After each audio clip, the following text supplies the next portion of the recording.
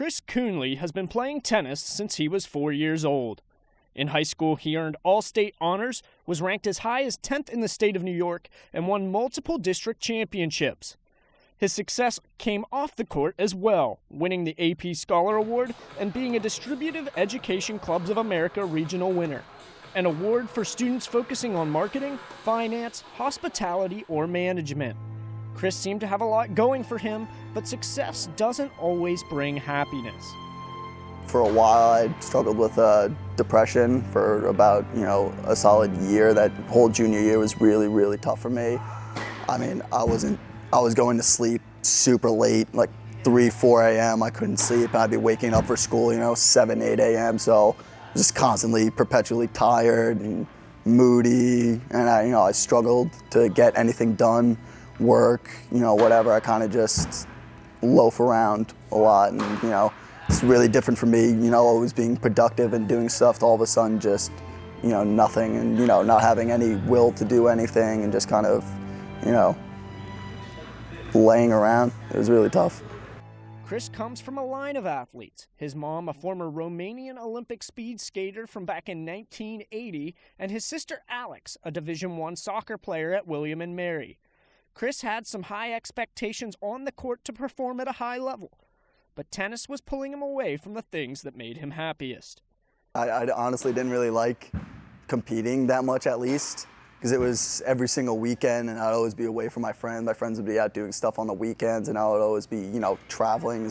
Tennis, you got to go far. I was always in New Jersey, Connecticut, upstate New York. So honestly, most of my memories of my younger days in tennis weren't that great.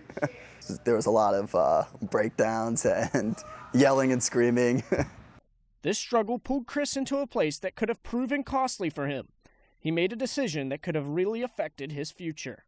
My junior year of high school, that was when it was really, crunch time, academically, start looking into colleges and stuff, and my tennis was just getting really tough, and, it seemed like I was kind of going nowhere. I was kind of stalled out, and, I'd been looking at schools and just nothing seemed to be, working out the way I wanted to, and I was really burnt out at that time, and I kind of just decided to take a step back.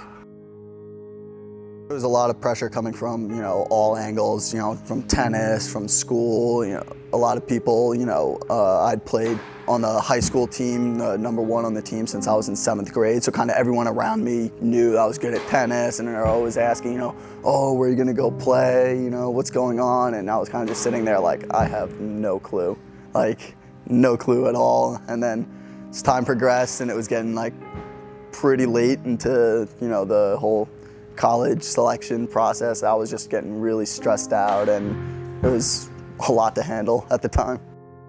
I said, I'm done, I don't care anymore, it's too much. I don't want to do this. I didn't even think I wanted to play tennis in college anymore. I said, you know what, I'm just gonna go to school, tennis is done. Maybe, I'll play for a D3 team or something where there won't be as much pressure, and, I could kind of, work my way back into that if I wanted to. But at the time, I was really just completely done with it.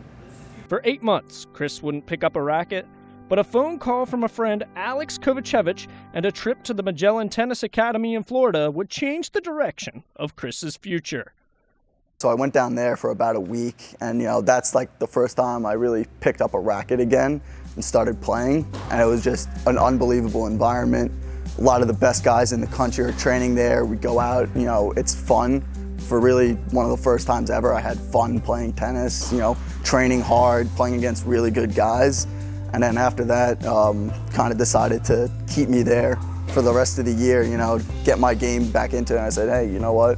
Maybe I do want to play in school. I kind of talked to everyone that was already in college, because my friends had now been in there for about a semester.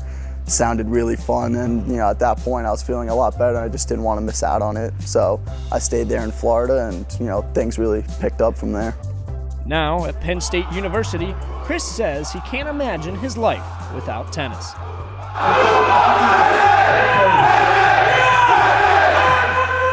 Every day, here, you're practicing, almost every day of the week. And right now, I couldn't see myself not doing this.